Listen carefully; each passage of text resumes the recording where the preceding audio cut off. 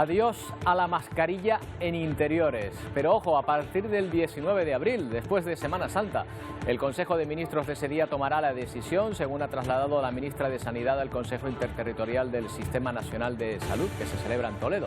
Esta mascarilla seguirá exigiéndose, sin embargo, en 3 situaciones: transporte público, hospitales y residencias de ancianos.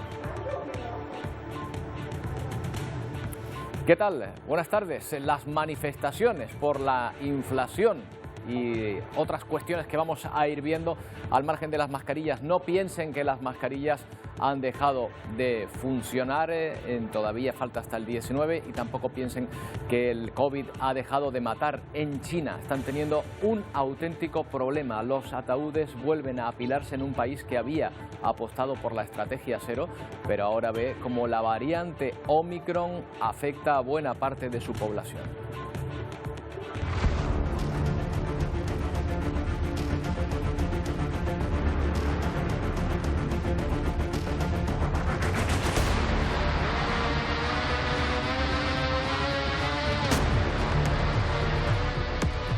Como si fuese a cerrar un círculo, el mismo país donde comenzó la enfermedad es donde ahora podría empezar a perder relevancia, pero no sin antes cobrarse su saldo en vidas humanas. Unas 8.000 personas podrían haber fallecido ya por el COVID en la ciudad de Shanghái, confinada por partes y en la que se empiezan a acumular los ataúdes. Ya saben que más que el problema de la enfermedad y de su transmisibilidad y mortalidad está el que venga todo a la vez, y esto pone en jaque también en China, incluso allí, los servicios sanitarios. Las manifestaciones por la inflación y los precios del combustible se extienden mientras tanto por varios países, desde Sri Lanka a Perú. De este país son estas imágenes donde siguen las protestas callejeras después de que el presidente impusiera un toque de queda y lo retirara horas después, ante unas protestas que arreciaron con esa declaración de emergencia. Desde que comenzasen las revueltas han fallecido 5 personas y los estallidos de violencia y saqueos no cesan. Y en Ucrania continúan los bombardeos y los familiares de los muertos tratan de despedirse de ellos como pueden. Algunos quedan tendidos en las cunetas, como hemos podido ver en Bucha, donde también tratan de retirarse los armamentos, las bombas sin estallar y todos los restos de esa terrible batalla en ese lugar donde se ha producido unas atrocidades que Rusia niega, pero todos los indicios apuntan contra su versión. Mientras tanto, aún resuenan las palabras de Zelensky en el Congreso de los Diputados en nuestro país. Luego las analizamos. Pero comenzamos con esa fecha para la eliminación de las mascarillas de los interiores, el 19 de abril, justo después de Semana Santa, cuando se apruebe la nueva normativa. Lo ha dicho la ministra de Sanidad, Carolina Darias, en el Consejo Interterritorial del Sistema Nacional de Salud. Miguel Vega. Sí, será ese 19 de abril, martes, justo después de Semana Santa, cuando se lleve esa normativa al Consejo de Ministros y previsiblemente entre en vigor un día después. El 20 de abril podría dejar de ser obligatoria la mascarilla en interiores en nuestro país. Lo ha anunciado la ministra de Sanidad, Carolina Darias, en ese Consejo Interterritorial de Salud que se celebra presencialmente en Toledo. La mascarilla seguirá siendo obligatoria en centros sociosanitarios, también en transporte público y en hospitales y también en centros de salud. Comunidades autónomas como Madrid y Cataluña llevaban semanas pidiendo la eliminación de la mascarilla, pero Isabel Díaz Ayuso, la presidenta de la Comunidad de Madrid, ha anunciado que podría eliminar incluso la mascarilla antes de que comience la Semana Santa. Sanidad también ha notificado los últimos datos de la pandemia en España, basados en el grupo de población al que se le hace seguimiento tras pasar a la fase aguda de la pandemia. O sea, Miguel, a las personas de más de 60 años. Sí, en ese primer informe de esta semana, después de conocer el último el pasado viernes, Sanidad notifica 27.000 nuevas infecciones, de ellos más de 11.000 son mayores de 60 años. Los fallecidos son 150 personas en los últimos 7 días y la incidencia acumulada de mayores de 60 años se sitúa por encima de esos 40-20 casos por 100.000 habitantes. La buena noticia sigue siendo la presión hospitalaria, que no se ha incrementado en las últimas semanas y se sitúa en el 4,4%. Actualmente están ingresados en las unidades de críticos de nuestro país en torno a 400 pacientes, mientras que en España continuamos con esa desescalada. Previsiblemente por esa mejora de los datos en las próximas semanas, el epicentro de la COVID-19 en estos momentos es China. Shanghái e incluso Hong Kong son dos de las ciudades con mayor incremento de contagios en los últimos días. Omicron y las subvariantes han acabado con la estrategia de contagio cero de China. El gigante asiático notifica casi 1.400 casos en la última jornada. Jilin, con cerca de 1.000 infecciones, y Shanghái, con más de 300, son las ciudades que más casos reportan. Después de 2 semanas con toda la población en cuarentena, Shanghái no consigue frenar el aumento de casos. Por eso pedirá a los 26 millones de habitantes que vuelvan a realizarse una PCR. Además, las autoridades han anunciado que el confinamiento se mantendrá hasta que finalice este cribado masivo. Y preocupante aumento de fallecidos en Hong Kong. En la morgue y en las salas de urgencias de este hospital se acumulan más de 1.400 cuerpos de víctimas de la COVID-19. Según la dirección del centro, gran parte chinos que viven lejos de su familia, y estos no pueden recoger el cadáver de sus familiares por las restricciones que impiden viajar a ciertas regiones del país. Por eso son las propias funerarias las que realizan los rituales tradicionales de despedida. Y con eso también encuentran problemas. Escasean los ataúdes, pero también las ofrendas funerarias. El gobierno de China continental ha incrementado un 95% el envío de ataúdes a la ciudad. En 12 días envió más de 3.500. Los 6 crematorios funcionan 24 horas al día y realizan alrededor de 3.000 incineraciones, el doble de lo habitual. Y es que esta ola de infecciones ha dejado más de 1 millón de casos y casi 8.000 víctimas mortales.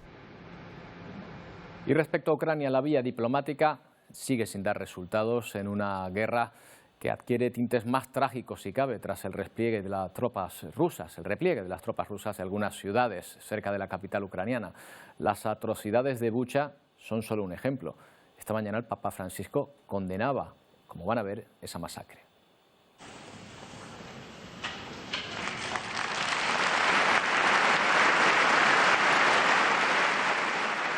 Así arrancaba el pontífice el aplauso de los asistentes en su última audiencia, mostrando una bandera de Ucrania enviada desde la misma población de Bucha, llegando incluso, lo van a ver, a besarla. El Papa también recibió la visita de un grupo de niños refugiados. Desde Ucrania siguen llegando imágenes dantescas del paso de las tropas de Putin por esas zonas cercanas a la capital.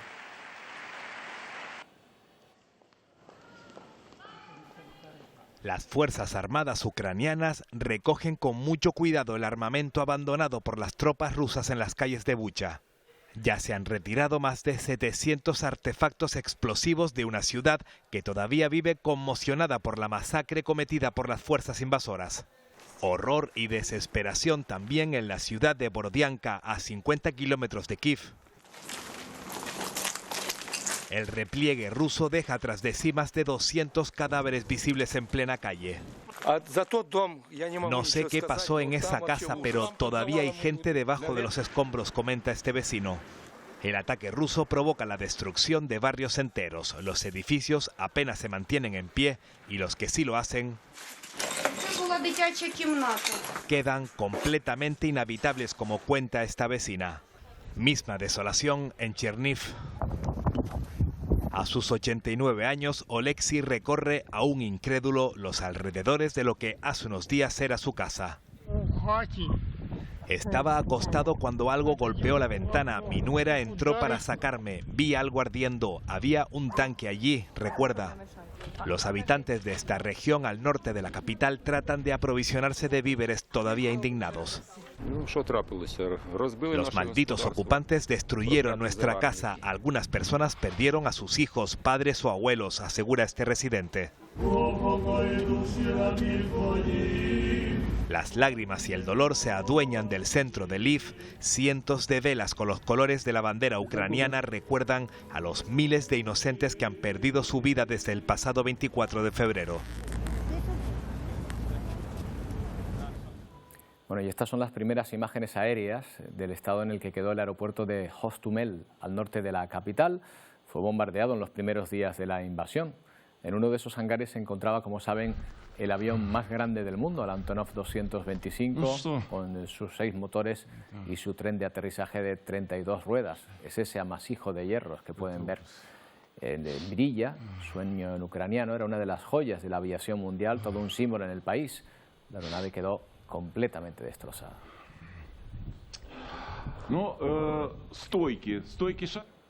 Estas imágenes, estas atrocidades aumentan las tensiones y la petición de sanciones contra la economía rusa. La presidenta de la Comisión Europea advierte de que no van a ser las últimas. Los miembros de la eurozona comienzan a trabajar para dejar de importar gas o petróleo. Por su parte, Vladimir Putin, tras la nacionalización de filiales de compañías en el extranjero, advierte de que estas acciones se van a convertir en un arma de doble filo. Europa propone imponer nuevas sanciones al Kremlin. La propuesta pasa por dejar de comprar carbón y prohibir que los barcos rusos atraquen en puertos de la zona euro. Solo permitirá a aquellos que transporten productos de primera necesidad o ayuda humanitaria. We're working on additional sanctions, including on oil imports. Estamos trabajando en sanciones sobre las importaciones de petróleo, anuncia von der Leyen.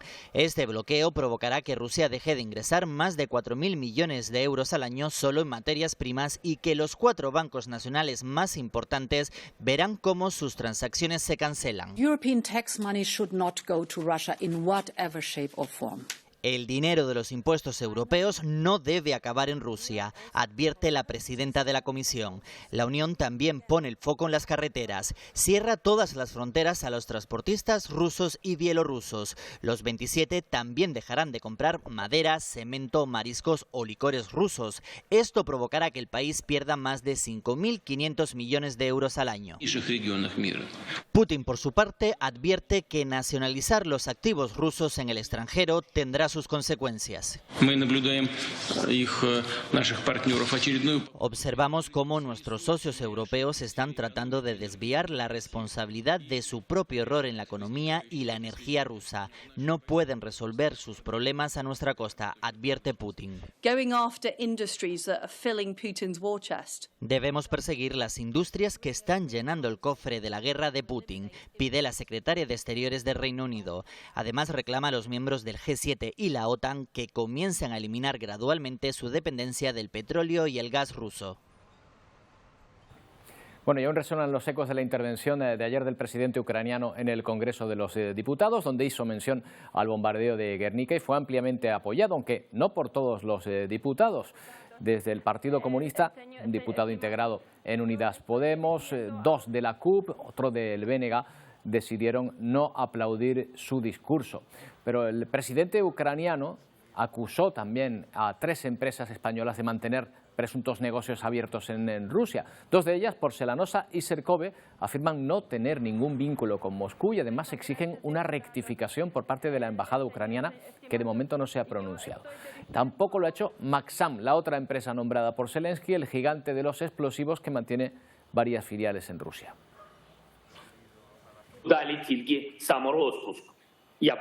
Antes de estar en el Congreso, Zelensky habló ante Naciones Unidas y denunció el derecho de veto que tiene Rusia en el Consejo de Seguridad.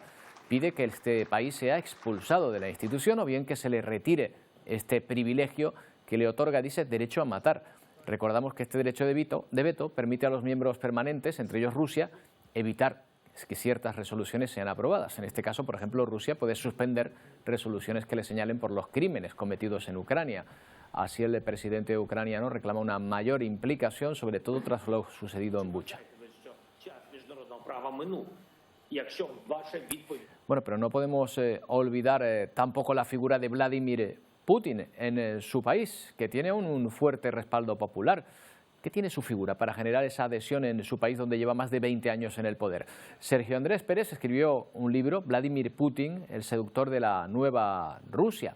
Además de hacer análisis de inteligencia en la Universidad Internacional de Cataluña, él estuvo viviendo también varios años en San Petersburgo. Sergio, ¿qué tal? Buenas tardes. Buenas tardes. Bueno, un seductor, de verdad, que tiene Putin que pueda atraer tanto a sus admiradores. Bueno, yo creo que la idea principal es que Rusia a principio de Rusia haya.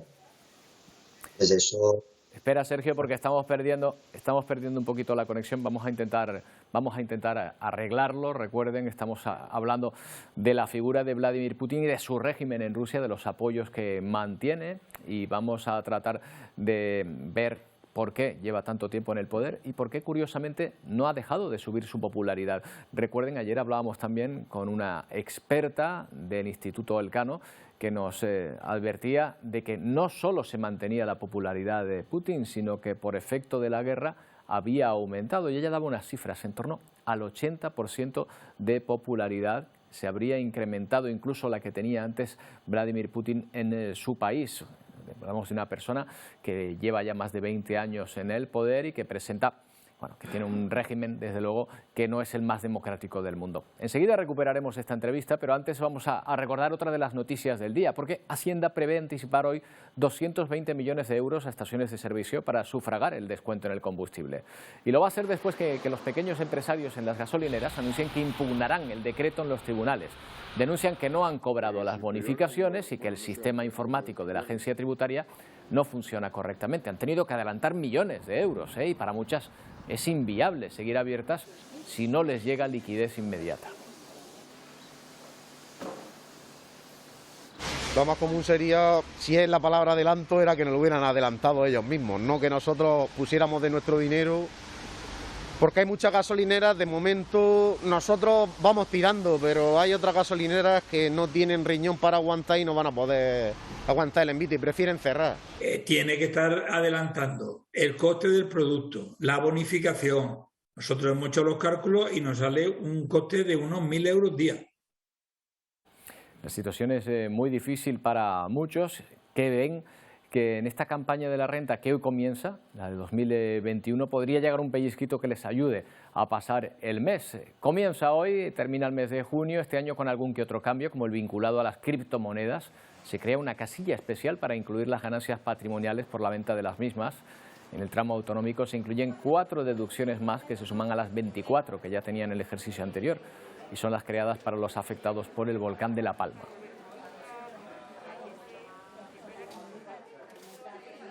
Serían deducciones, por ejemplo, para aquellas personas que evidentemente han perdido su vivienda o se han visto obligados a abandonar su hogar o no pueden acceder al mismo, que son deducciones de hasta 2.000 euros. Además, también la famosa deducción por gastos de enfermedad que venimos conociendo hace unos años, que es con carácter general para todos los residentes en Canarias, del 10% de aquellos gastos médicos que hayan tenido que afrontar. En el caso de La Palma se incrementa hasta un 35%, pero evidentemente siempre que se trate de personas afectadas por ese volcán. Bueno, y si antes de la guerra el Banco de España preveía un crecimiento en torno al 6% para nuestro país, que estaba por debajo de las previsiones del Gobierno, ahora incluso rebaja sus propias previsiones al 4,5%. La inflación caería del 7,5% esperado este 2022 hasta el 2% en el 2023 y el 1,6% en 2024. Se habla de relajación de los precios de la energía a partir de julio de este año, pero hasta julio la situación va a seguir bastante parecido a lo que tenemos ahora, o sea, mal. La ministra de Economía cree que son previsiones acertadas, aunque dice que quiere ser más prudente que el Banco de España incluso. Estamos hablando de una situación de incertidumbre, una situación muy difícil, un impacto directo de la guerra en términos del crecimiento del precio de la energía y del crecimiento de los precios en general. Yo soy más prudente que el Banco de España en algunos de los elementos que ellos han publicado ayer. En nuestra opinión, tiene que haber un apoyo de la política fiscal, ¿de acuerdo? Pero este apoyo tiene que ser granular, tiene que ser focalizado, ¿de acuerdo? Tiene que centrarse en los hogares más vulnerables. Antonio Castelos, analista de eBroker Global Market, es un experto en economía y en este panorama de mercado en el que nos encontramos. ¿Qué tal, Antonio? Buenas tardes. Hola, Roberto, encantado de estar con vosotros. Igualmente, gracias por su tiempo. Antonio, dice la ministra que quiere ser más prudente, pero el Gobierno, por lo menos en sus previsiones de presupuestos, no lo fue en su momento, pese a que todos los indicios indicaban que esas previsiones no daban con la realidad. Bueno, el propio Banco de España lo dijo y fue criticado por miembros del Gobierno. En su momento prácticamente todos los departamentos de estudios, los grandes departamentos de estudios en España, todo el mundo estuvo de acuerdo en que los presupuestos no eran para nada en absoluto realistas. Y de alguna manera, pues en un momento en el que las cosas han ido a peor, como consecuencia del estallido de la guerra, aunque no es la causa del estallido de la guerra que estemos en los niveles que estamos de inflación, y mucho menos, porque esto lo venimos arrastrando prácticamente desde el verano pasado. Incluso pues, los datos del mes pasado, antes del estallido, eran ya tremendamente elevados, estábamos por encima de otros países. Bueno, yo creo que el gobierno de alguna forma no ha querido ver algo que quería ver todo el mundo y bueno, vamos a ver ahora cómo salimos de esta situación, que no va a ser nada fácil. Claro, porque por lo pronto hasta verano, según el Banco de España, va a haber una inflación sostenida, o sea, vamos a seguir teniendo 2 dígitos de inflación como hasta ahora, según prevén ellos. ¿Esto en nuestros bolsillos en qué se traduce? Pues bueno, yo ya he leído en el último trimestre prácticamente, en el mes de enero, se cifraba en unos 16.000 millones de euros, ahora ya vamos por 20.000, ha subido mucho más la inflación. ¿Esto qué es lo que significa, Roberto? Pues lo que significa es, para las empresas, mayor crecimiento en los costes, que en algunos casos van a poder trasladar a su cliente final, al consumidor en muchos casos, y en algunos no. Por lo tanto, si suben los costes, van a bajar los márgenes, van a bajar los beneficios. Esto puede tener un impacto directo en el empleo. A nivel nuestro, a nivel de hogares, a nivel de consumidor, pues efectivamente que suba la inflación lo que significa es menos poder adquisitivo, las cosas valen más, vamos a tener menos posibilidades de comprar cosas. Esto al final otra vez es un círculo vicioso en que se traduce en menos consumo es menos crecimiento. Bueno, la situación, como digo, no es nada sencilla.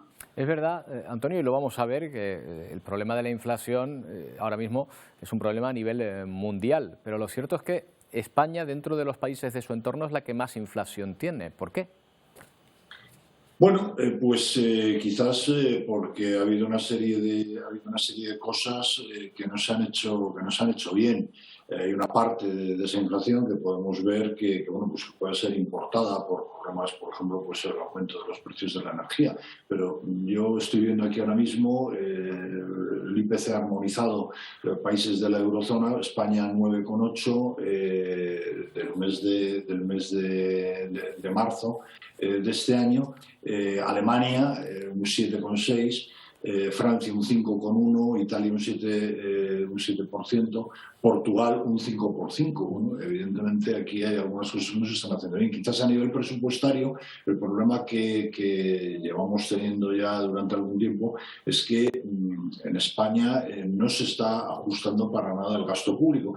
Y no digo el gasto público productivo, porque una situación como la que hemos tenido en la pandemia es algo que evidentemente hay que hacer.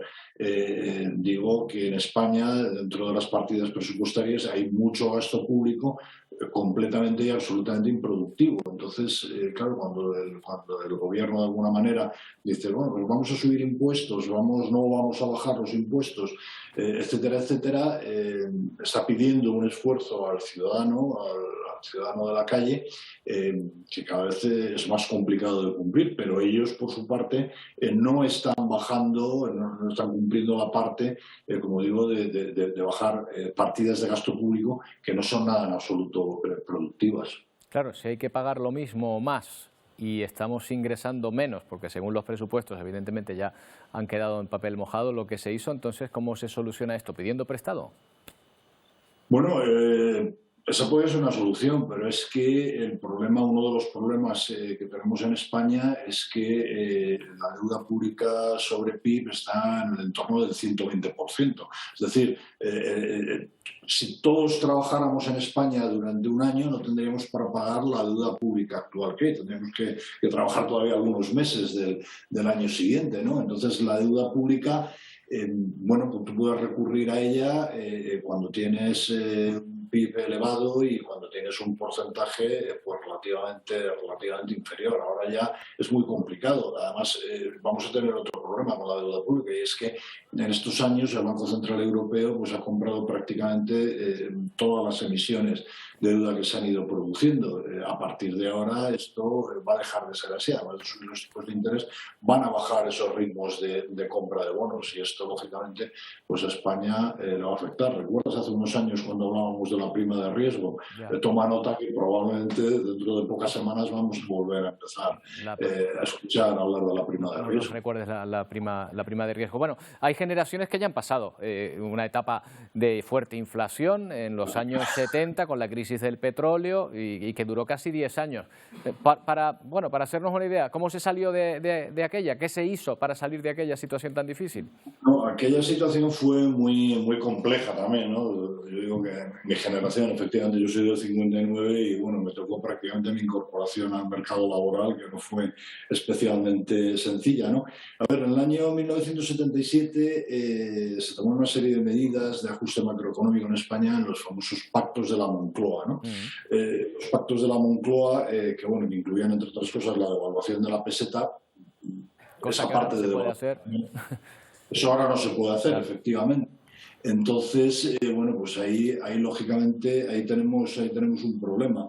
Una serie de ajustes industriales importantes que ahora es complicado hacer porque, todo el sector primario, hablamos de ello recientemente en muchos momentos, ya es complicado reducir más. El sector industrial en España pues prácticamente no existe a gran nivel y quedan los servicios, ¿no? Entonces hay pocos ajustes que se puede hacer. Realmente los pactos de la Moncloa, que todos magnificamos en su momento, estuvieron bien, pero no resolvieron la situación. Realmente en el año 79 volvimos a estar igual. Y al final hubo que hacer ajustes muy fuertes, hubo que hacer muchos sacrificios en todos los planos, básicamente en el plano presupuestario, y salimos gracias a que a nivel de economía mundial mejoraron las cosas, y sobre todo con el ingreso de España en la Unión Europea, que llegaron una serie de fondos de fuera que ayudaron a mejorar eso. Ahora esto va a ser complicado.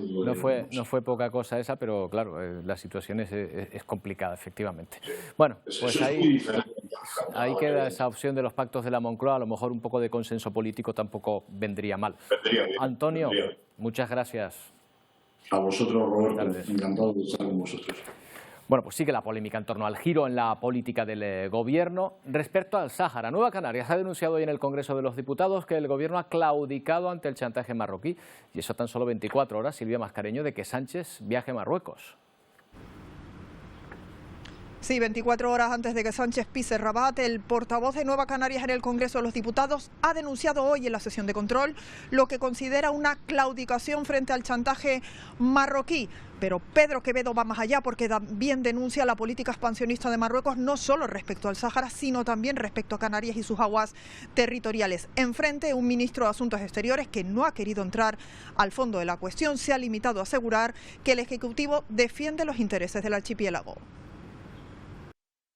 Los canarios, le diré una cosa que sabemos, conocemos la política expansionista del Reino de Marruecos, no solo el chantaje con la inmigración, la política expansionista del Reino de Marruecos, como se demuestra en sus acciones unilaterales para apropiarse de las aguas territoriales canarias. Por ejemplo, con una respuesta debilísima. Canarias es efectivamente una parte muy importante de nuestra relación con Marruecos, y le aseguro que ocupan buena parte de mi tiempo, y los intereses de España, y muy especialmente los intereses de Canarias, estarán siempre defendidos. Bueno, vamos a volver a recuperar la figura de Vladimir Putin, del presidente ruso, a través de Sergio Andrés Pérez, escritor del libro Vladimir Putin, el seductor de la nueva Rusia, al que le preguntábamos qué tenía Putin, Sergio, tan seductor para sus seguidores. Buenas tardes de nuevo. Buenas tardes de nuevo. Mira, sobre esta pregunta que me hacías, por ejemplo, resulta muy curioso que esta última semana salieron los datos de un centro privado y ha subido su popularidad. Está más alta que en el último año. Entonces yo creo que todo viene un poco de la historia de Rusia. En los años 90 cae la Unión Soviética, y a principios de siglo, Rusia era un país prácticamente quebrado. Entonces, desde que llega Putin, resuelve entre comillas, el problema de Chechenia, y desde entonces la economía rusa empieza a subir y el papel de Rusia a nivel internacional también. Entonces, bueno, se relaciona directamente eso con su figura. Claro, además, la sociedad rusa, corrígeme si me equivoco, pero parece encandilarse con figuras de carácter fuerte, casi de carácter autocrático, ¿no? Como la de Putin. Sí, tradicionalmente es un país muy grande y a lo mejor para nosotros resulta un poco complicado entender, claro, cómo controlar todo ese territorio, cómo organizarlo. Entonces, bueno, siempre, si te fijas históricamente, desde los zares, el poder soviético, Putin, siempre han necesitado o han tenido un poder que controle desde un lugar concreto todo el territorio. Ayer, en el discurso de Zelensky, del presidente ucraniano en el Congreso de los Diputados, hubo varios diputados, situados más a la izquierda, en el arco ideológico, que se negaron a aplaudirle. ¿Es que acaso Putin representa un régimen comunista o un régimen muy de izquierdas? No, todo lo contrario. Es la Unión Soviética ahora mismo, Rusia ahora mismo no tiene nada de comunista. Es un país totalmente capitalista, sobre todo si nos centramos en las grandes ciudades. Y yo creo que quien busque una relación entre el comunismo y Rusia está muy equivocado o vive en otra época. Después de la invasión, inmediatamente muchos analistas, muchos medios fueron a llamar a Putin, a tacharlo de psicópata. Quizá se ha apresurado, exagerado atribuirle una enfermedad mental, pero ha demostrado en su actuación en estos 20 años que lleva en el gobierno de Rusia que no tiene escrúpulos a la hora de tomar decisiones duras, ¿no? Fíjate que eso tiene relación con lo que has comentado, de que en Rusia existe siempre la sensación de que el poder ha de ser fuerte, con lo cual el hecho de que él tome decisiones con firmeza es visto como algo positivo. Y por otro lado, yo creo que se está explicando la figura de Putin de una manera errónea, porque estamos haciendo un discurso muy maniqueo entre buenos y malos. Vladimir Putin es el malo de la película y todo lo que hace está mal, y Occidente es el bueno de la película. Entonces creo que es una simplificación que al final no ayuda ni a entender a Rusia, ni a entender a Putin, ni siquiera a entender el conflicto que ahora mismo está sucediendo. Claro, Sergio, lo que ocurre es que hay un país que estaba en paz y otro que lo invade sin respetar ningún convenio, con lo cual, hombre, maniqueos no, pero quién es el agresor y quién es el agredido lo tenemos muy claro, ¿eh? Sí, está claro que Putin se ha excedido, pero por ejemplo, toda la región del Donbass, esta región, bueno, solo hay que mirar Hemeroteca Española. En 2014, creo que era El País, comentaba que Ucrania había decidido que a esa zona, que era prorrusa, pero era una zona ucraniana, no les iban a pagar la pensión. En 2019, creo que era El Mundo, también publicaba que la vida en el Donbass para los pensionistas, por ejemplo, era insoportable y que morían muchísimos. Entonces, claro, sí, por supuesto que lo que hace Putin es inaceptable, pero hay todos unos conflictos con la zona, sobre todo del este, con la zona más prorrusa, que si, por ejemplo, preguntas en Rusia sobre este tema, te dirían que claro, que aquí no se entiende porque aquí no se oyen noticias al respecto. Sergio, ¿Putin es un resentido o se aprovecha de una sensación de resentimiento en su país? Bueno, yo creo que más que resentimiento ha ido generando esta situación, y sobre todo desde que sucedió lo de Crimea, pues bueno, Rusia empezó a tener una sensación de poder y si te fijas, bueno, ahora han entrado y al final pues, se le ha criticado mucho, pero al final nadie entra. Entonces, los rusos lo que sí que creo yo que ahora mismo sienten es que todo Occidente está contra ellos. A nivel de sanciones incluso. Piensa que hay sanciones que afectan al ruso de a pie. Y el ruso de a pie, pues eso no lo entienden. Seguro, porque esto empobrece no solo al régimen, sino a la población entera. A raíz de esto, ¿tú piensas que las sanciones pueden servir para doblegar al régimen de Putin en su país, para crearle oposición o resistencia?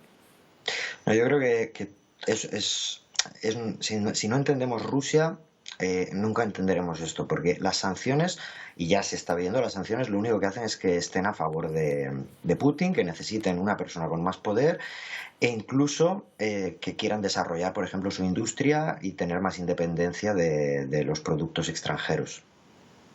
Claro, pero ellos se darán cuenta de que en cierta manera han sacrificado el bienestar que tenían a cambio de quizá un mayor territorio o mayor gloria para un imperio que fue y que ya no es.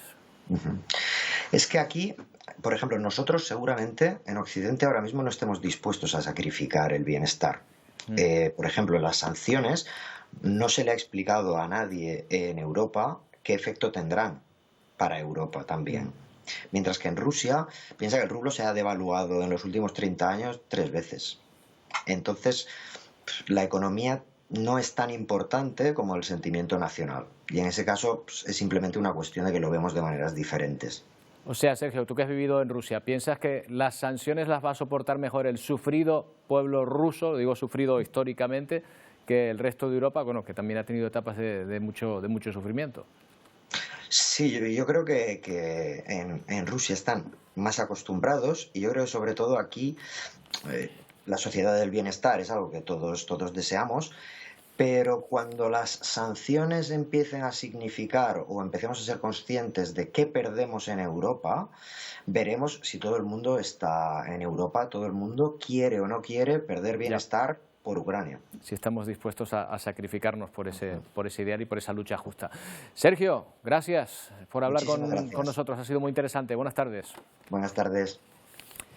Bueno, pues vamos con otro asunto. Durante la tarde del martes, una menor de 14 años fue asesinada en el interior de su propio edificio, de donde vivía, en Oviedo.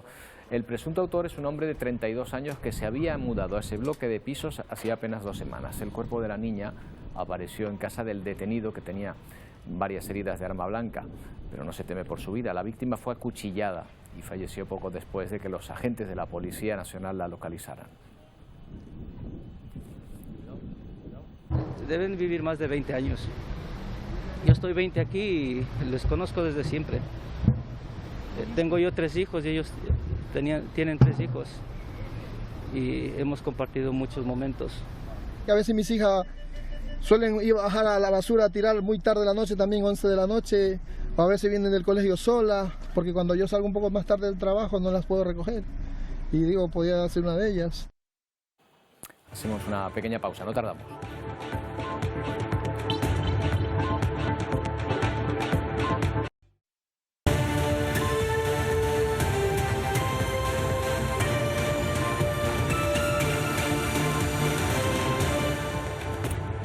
Once minutos sobre las 2 de la tarde, se lo contábamos al principio de Atlántico Noticias. Después de Semana Santa, la mascarilla dejará de ser obligatoria en nuestro país.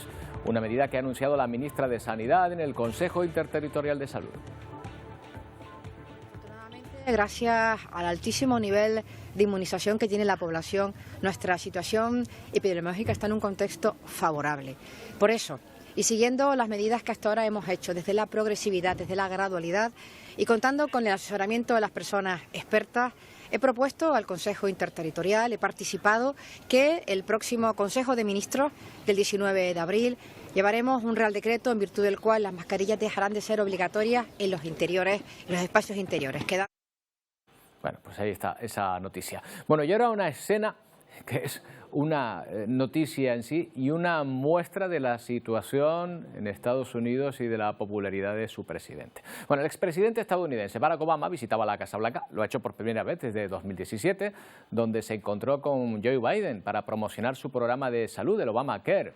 El carisma de Obama sigue siendo muy grande y por eso se dio probablemente la siguiente anécdota. Al finalizar el acto, van a ver ahí a Biden, que se quedó solo. Mira a un lado, mira a otro, nadie le saluda. ¿Con quién están todos?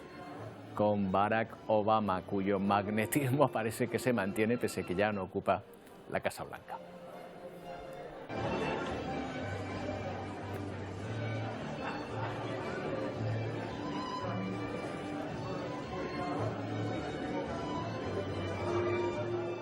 Qué situación, ¿eh? Estamos hablando del presidente del país más importante del mundo. En fin, las estrellas son las estrellas, esto es así. Perú continúa en medio de unas protestas por la subida de precios, no cesan los enfrentamientos contra la policía, que a su vez usa gas lacrimógeno frente a la multitud. Continuaron las protestas, lo que llevó en cuestión de horas al presidente Castillo a suspender el toque de queda que había decretado poco antes.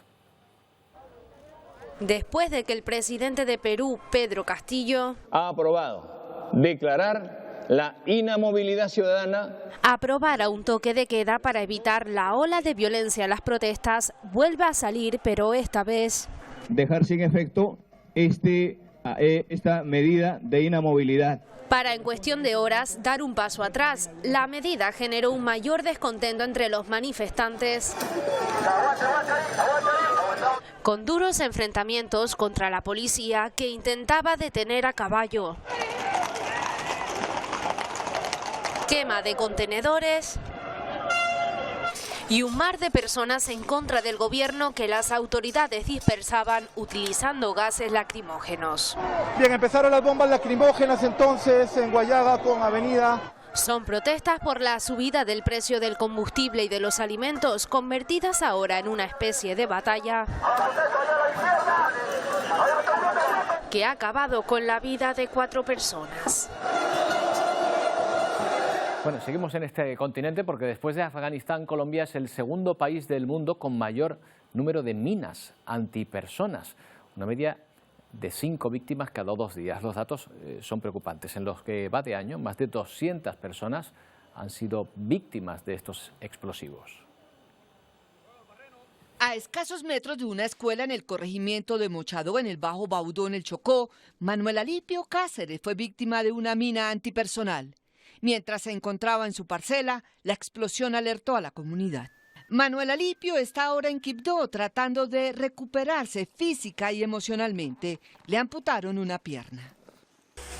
Esta es la condición en que se encuentra mi papá, el cual fue afectado por una mina antipersona en una comunidad rural del departamento del Bajo Baudó, Mochadó. En este momento él le han dado de alta, pues nosotros somos unas personas de bajos recursos y no tenemos pues en este momento para dónde moverlo. En lo que va corrido del año, 218 personas han sido víctimas de artefactos explosivos. Según el Comité Internacional de la Cruz Roja, de ellos fallecieron 9. Y lo más dramático es que esto representa el 40% de lo que pasó en total del año pasado. Bueno, muy atentos también a lo que está ocurriendo en El Salvador, donde todos los presos relacionados con bandas o pandillas van a comer. Bueno, van a dejar de hacerlo, es la amenaza que lanza el presidente de El Salvador contra los líderes de los grupos armados que están en prisión, a los que amenaza con no alimentarlos. Ahora mismo hay más de 6.000 personas detenidas. A pesar de querer acabar con la violencia, Naciones Unidas denuncia que el presidente Bukele podría estar violando los derechos humanos. A ver cuánto tiempo duran sus homeboys allá adentro. Les juro por Dios que no comen un arroz. Y vamos a ver cuánto tiempo duran. Y no me importa lo que digan los organismos internacionales, que vengan a proteger a nuestra gente. Es la respuesta de Bukele a los rumores de que las bandas se rebelarán contra su gobierno tras detener a más de 6.000 presuntos miembros de grupos armados. Argumenta para frenar la ola de violencia en el país. Por ahí andan rumores que quieren empezarse a vengar de la gente honrada, al azar. Hagan eso y no va a haber un tiempo de comida en las cárceles. Pero ¿cómo califican las organizaciones pro derechos humanos esta situación? Una narrativa propia de gobiernos autoritarios que pretende engañarnos y convencernos de que violar los derechos humanos de otros es lo único que nos puede garantizar de que algunos buenos salvadoreños podamos vivir con tranquilidad. En mucha vulnerabilidad, y lo estamos viendo en los registros que están haciendo en autobuses, incluso están entrando a viviendas, y solo por ser menor de edad y ya por su apariencia están como generando abusos contra menores y niños. De hecho, las familias lo denuncian. El caso de nosotros, es mi sobrina, supuestamente que ella es mujer de un pandillero. Pues el presidente mejor, porque demasiado, mucho está haciendo de eso. Yo sé que si a usted le agarran un hijo, ¿cómo no le va a doler? Naciones Unidas ya muestra su preocupación por la posible violación del derecho internacional. El consejero de Obras Públicas, Sebastián Franquis, ha convocado al Cabildo de La Palma y a los ayuntamientos afectados por la erupción a una reunión que se va a celebrar el próximo lunes para rediseñar el trazado de la nueva carretera de costa. El actual trazado ha generado malestar entre los vecinos de la zona porque va a implicar que se lleven a cabo expropiaciones de fincas agrícolas por las que pasaría la nueva carretera. Fincas como esta de Alberto Pulido, agricultor de Tazacorte, si finalmente se ejecuta tal y como está previsto, perderá sus cultivos. No solo le afecta a él, sino a su aparcero, que ya sabe lo que es sufrir las consecuencias del volcán. Me lleva la finca de punta a punta. Me entra por medio de un lado y me sale por medio de la otra. Me deja 2 tirillas por los lados y, vamos, y eso es inviable el futuro agrícola de la finca. Me ha llevado a la casa, me ha llevado los terrenos en Todoque, me dejó sin nada, me llevó plátanos que tenía también a negocio y solo me quedaba esto. Bueno, pues ha terminado el concurso de fotografías desde el espacio de la NASA y como concurso que es, tenemos que decir, Antonio Cárdenas, que tenemos un ganador o ganadora. Tenemos un ganador, una fotografía, una imagen, ganadora, y como no podía ser de otra manera, Roberto, ha ganado la fotografía que hemos visto durante estas últimas semanas, la fotografía aérea, bueno, es del espacio de la isla de La Palma en el momento de la erupción del volcán de Cumbre Vieja. Y la tenemos esta fotografía que fue tomada, pues eso, en septiembre, octubre del año pasado, que ha concursado contra otras 32 imágenes de diferentes lugares del mundo. La final se enfrentó al desierto del Kalahari, no pudo hacer nada ese desierto contra esta fotografía y se impuso. Es la 10ª edición, Roberto, de este concurso de la NASA en el que se combinan los diferentes elementos de la naturaleza, ¿no? Tierra, fuego, aire y agua. Esta representaba el fuego y tenemos que decir que de 10 ediciones Canarias ha ganado 3. Vamos a repasar las anteriores victorias de Canarias. Esto es como Israel en Eurovisión. Exacto. O sea, ¿no? Somos claros favoritos. A ver. Efectivamente. Tenemos que especializarnos en fotografías del espacio. Mira, esta fue en el año, bueno, es la erupción, por supuesto, del volcán submarino del Hierro. Esta foto fue tomada en el año 2012 y ganó en el concurso del año 2013 también, enfrentándose a otras fotografías. También aquel fue un proceso de votación. Y fíjate, bueno, lo recordamos. Esta es la mancha que dejó en el mar el volcán submarino en el momento de la erupción. Aquí además estaba en plena erupción en esos meses de entre 2010 y 2011. Y el año siguiente, en el año 2014, la foto que se llevó este concurso de la NASA fue esta, también tomada en el año 2013. Es una foto para nosotros muy, bueno, no, estamos habituadas a verla, pero se ve que en la NASA les llamó mucho la atención. Lo que tenemos en esta foto así como principal característica es pocas nubes, eso sí, pero viento del nordeste y esas sombras que se generan, lo ves en el mar, sí, en las vertientes suroeste de las islas, precisamente provocadas por la resistencia que hacen las islas de mayor relieve a ese viento, es lo que enamoró sin duda alguna a todo el mundo y se llevó el concurso en 2014. Por tanto, tenemos vencedora en 2013, en 2014 y en 2022. Veremos qué pasa en 2023. Bueno, pues nada, y somos favoritos por lo que estamos viendo. Oye, seguimos hablando del espacio, ¿verdad? Sí. ¿Por qué? Sí, pues mira, porque un viejo conocido español, Roberto, nació en España, porque lleva muchos años en Estados Unidos, Miguel López Alegría, ¿te acuerdas de él, no? Un astronauta español, el primer astronauta español. Que ya tiene, tengo que decírtelo, 63 años, el tiempo pasa para todos. Pero bueno, aún así se va a convertir en el primer astronauta en tripular esta nave junto a un piloto de acrobacias de 70 años, también estadounidense de Ohio, y otros 2 tripulantes más. Van a ir estas 4 personas hasta la Estación Espacial Internacional. ¿Y cuál es la noticia? Pues que es la primera vez que una nave de financiación privada va a acoplarse a la Estación Espacial Internacional y estos 4 astronautas, bueno, pues van a colaborar allí con las misiones espaciales.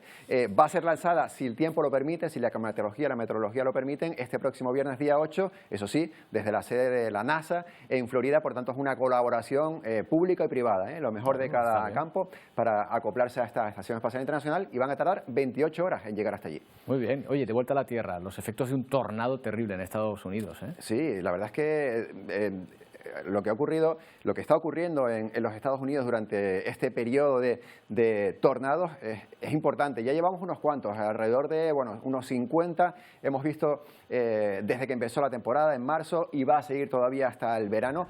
La media de tornados en Estados Unidos durante esta época es de 1.200 aproximadamente, y bueno, el tornado, fíjate los destrozos que ha creado en este estado. Ha arrasado, ha afectado a los estados de Carolina del Sur, de Georgia y también de Texas una vez más. Fíjate las imágenes de esta devastación. Esperemos que, esos 1.200 esperemos que no sean demasiado dañinos como este. Y un terremoto también, ¿eh? Sí, sí, nos vamos a ir a China, donde esta pasada madrugada para nosotros, mañana para ellos, a las 7:50 de la mañana, que aquí era más o menos la medianoche, se produjo un terremoto de magnitud 5.1 que por suerte no dejó daños personales. Sí que dejó esto, por ejemplo, que estamos viendo, que es, bueno, pues corrimientos de tierra, fíjate, el susto, en la población, que él deja la moto, se va. Aquí el camión ni se muta mucho, pero bueno, sí se ve movimiento. Bueno, este terremoto, que por lo que decía Roberto, no ha dejado daños personales, aunque sí algunas carreteras cortadas y por suerte, como decía, ninguna víctima. Y nos vamos a ir ya de aquí.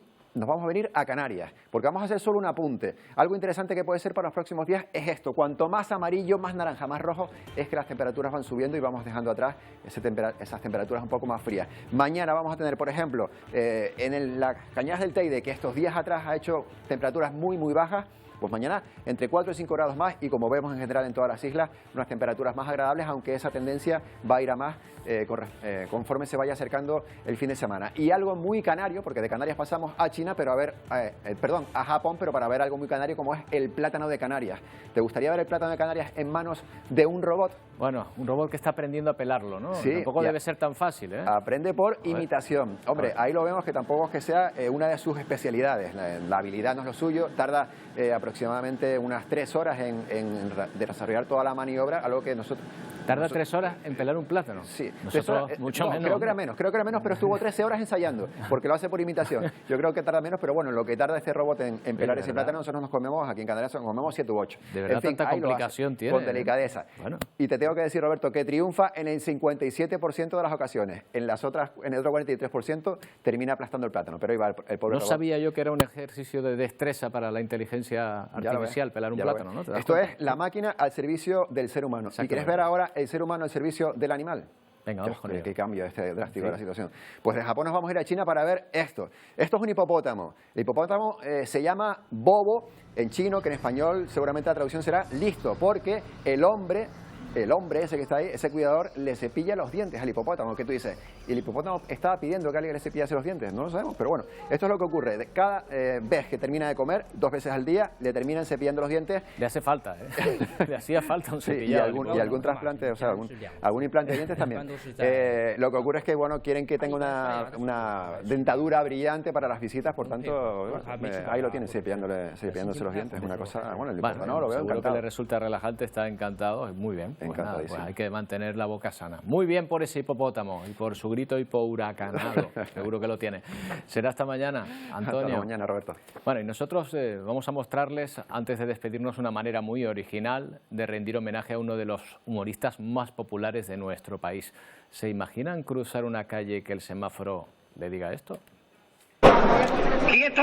¡Quieto! Le habla al Sargento Grimone. ¡Quieto! Le voy a poner una multa que no te la va a quitar ni Perry Manso. ¡Relájate! Pues ahí está, ese semáforo que te ordena parar, con la voz del desaparecido y recordado Chiquito de la Calzada. Vuelve a resonar en la vía pública en su ciudad natal, en Málaga. Estudian dónde ubicar este semáforo, diseñado por los alumnos de un instituto de formación profesional. El ayuntamiento lo ha presentado al público y asegura que este dispositivo tendrá una función meramente ornamental y que no va a regular el tráfico, porque no puede. Con estas imágenes les dejamos. No. ¡Quieto! Le habla al Sargento Grimone. ¡Quieto! Le voy a poner una multa que no te la va a quitar ni Perry Manso. ¡Relájate! ¡Era un torpedo! No les dejamos todavía. Venga, fíjense la ayuda que puede ser para el bienestar de una persona un animal. De hecho, muchos son entrenados para acompañar a pacientes de cuidados intensivos en sus procesos de recuperación. Es el caso de un hospital de Colombia, donde comentan los propios médicos que en este caso la terapia con perros es una de las más exitosas. Dicen que es el mejor amigo del ser humano en las buenas, pero también en las malas. Muestra de ello son estos perros que llegaron a la SUSI de Colombia para ayudar en la recuperación de varios pacientes. Que permite un ambiente, no solamente para el paciente, sino para la familia, que relaja o que distiende un poquito el estrés y esa angustia grande que genera el saber que uno está o que un familiar de uno está hospitalizado en cuidados intensivos. Y aunque sea la primera vez que piensan en ellos, los propios médicos de cuidados intensivos aseguran que la compañía que da el CAN sirve, por ejemplo, para bajar la presión arterial. Somos la primera unidad con intensivo en la ciudad que implementa esta terapia y vamos a tratar de continuar con esta intervención. Eso sí, hacer estas terapias no es tarea fácil.